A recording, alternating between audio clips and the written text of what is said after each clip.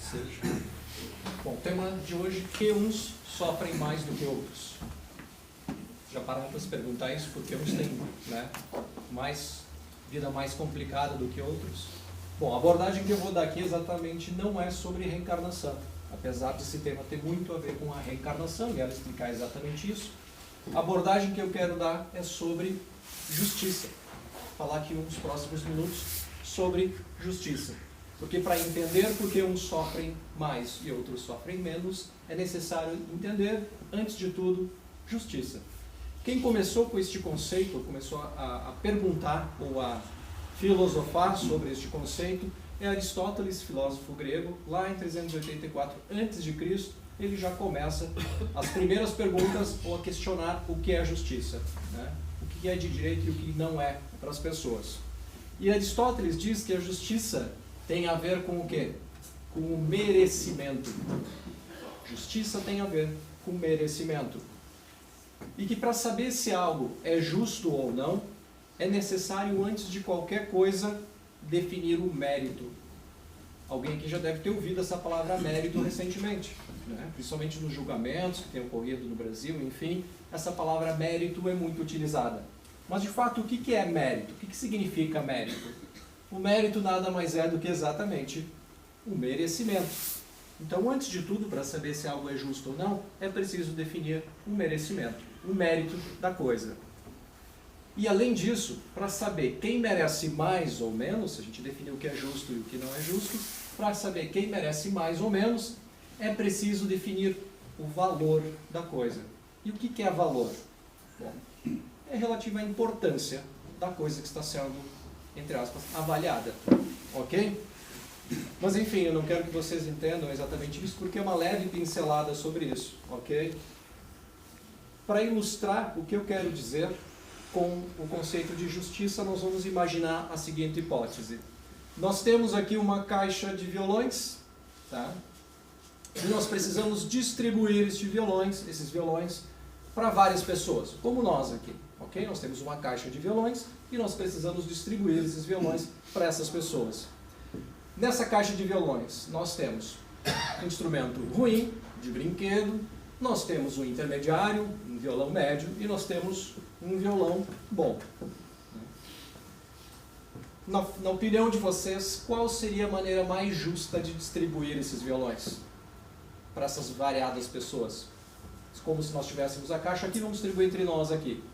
Quem mereceria, né, os melhores, desculpa, deixa eu formular de novo. Quem deveria receber o melhor violão? Qual a melhor forma de distribuir? E mais do que isso, quem deveria receber o melhor violão? Se a gente conseguir responder isso, a gente já entende o conceito de quê? Justiça.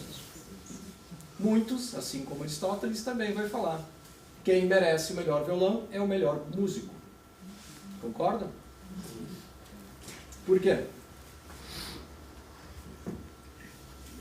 Qual o motivo dele receber o melhor violão? Simplesmente pelo fato dele ser o melhor músico? Muitos poderão falar o seguinte: é porque ele pode fazer mais música. Já que ele é músico, ele pode fazer mais música, correto? Certo, não é um problema isso.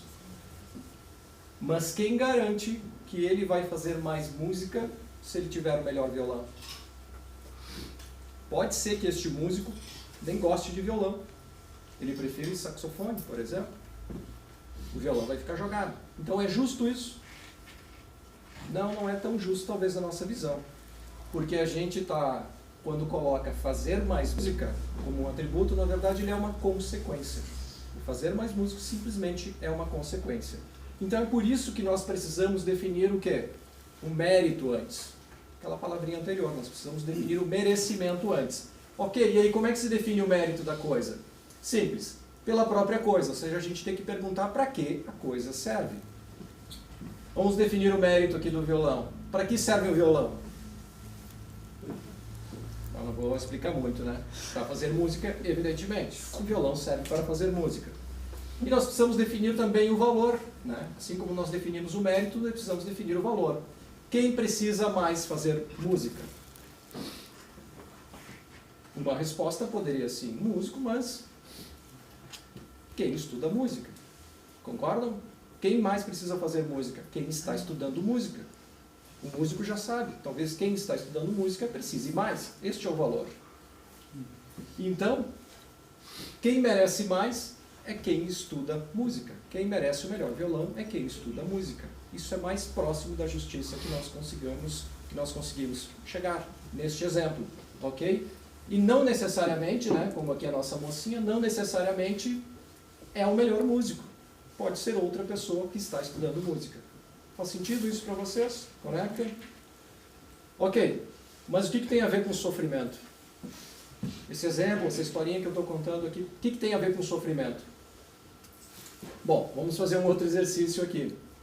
No lugar da caixa de violão, nós temos uma caixa de sofrimento agora. Tá? E assim como a caixa de violões, nós temos várias pessoas.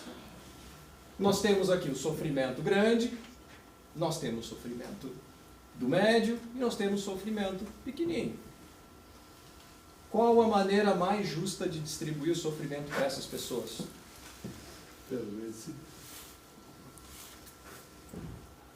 Quem deveria receber o sofrimento grande?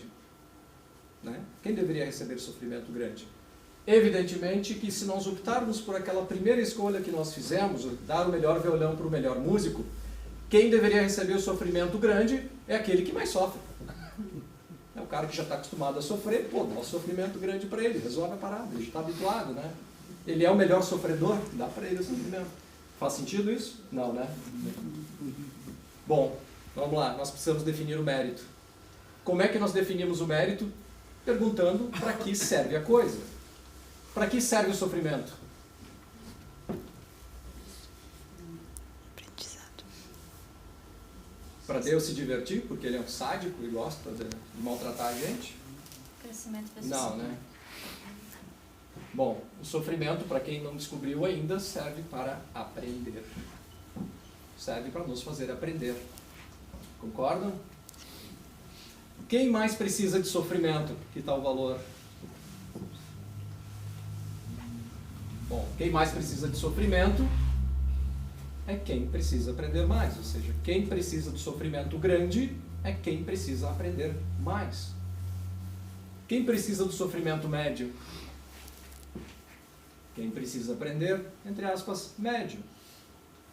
E quem precisa do sofrimento pequeno?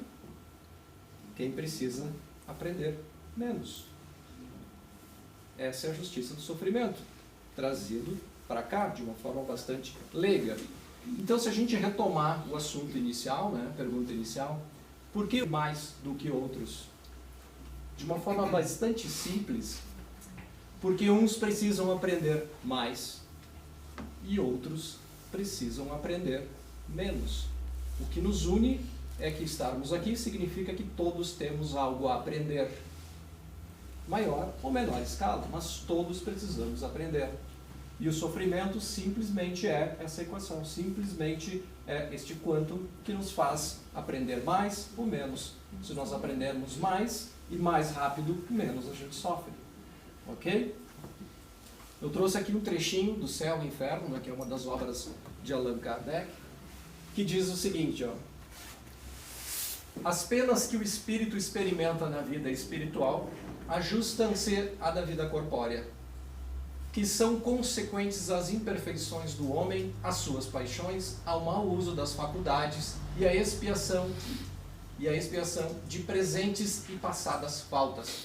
Presentes e pretéritas e passadas faltas. É na vida corpórea que o espírito repara o mal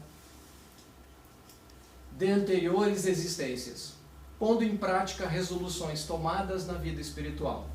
Assim, se explicam as misérias e vicissitudes mundanas que, à primeira vista, parecem não ter razão de ser. Justas são elas, no entanto, como espólio do passado, herança que serve à nossa romagem para a perfectibilidade.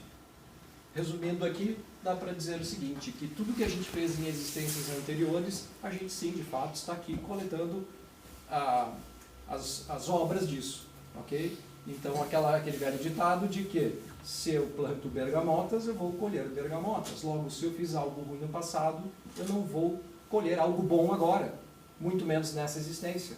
Então, isso já é praticamente uma lei. as misérias e vicissitudes mundanas, que à primeira vista podem não ter razão de ser, porque a gente muitas vezes enxerga só o aqui e agora, a gente esquece de olhar o que nós fizemos no passado, quem nós prejudicamos e, portanto, as consequências nós estamos colhendo agora. Então parecem que são injustas, mas na verdade são justas, né? E essa herança serve à nossa romagem para a perfectibilidade, que é rumo à perfeição. À medida, né, essa herança que nós dizemos aqui, está colocada no livro, né, de provas e expiações, enfim, serve a nossa romagem, serve o nosso caminho para a perfeição, porque é através da dor que nós crescemos. Vocês vão ver que às vezes a gente pode, né, fazer uns caminhos diferentes, mas basicamente é através da dor que nós crescemos. Porque muitos de nós ainda não conseguiu pavimentar a sua estrada, ainda está ligado ao quê? Está ligado a um caminho tortuoso, está ligado ao sofrimento diretamente. Porque é incapaz de aprender ainda, ou é muito difícil de aprender. Outros já entenderam essa estrada, já conseguiram pavimentar alguma coisa dela. No entanto, não está completamente asfaltada. E tem outros que têm uma vida bem mais tranquila. E a gente olha e fala, puxa, gostaria de ter a vida daquele cara. Mas esquece que ele passou por todo o processo, né, de asfaltar esse caminho dele. Ele foi percorrendo e foi trabalhando. Com o sofrimento ele foi se lapidando e foi melhorando a estrada dele. E hoje anda de forma muito tranquila, perto dos outros. E eu queria finalizar aqui com essa frase, né, que eu acho que ela é bem comum para todos, que é só duas formas de crescer, basicamente.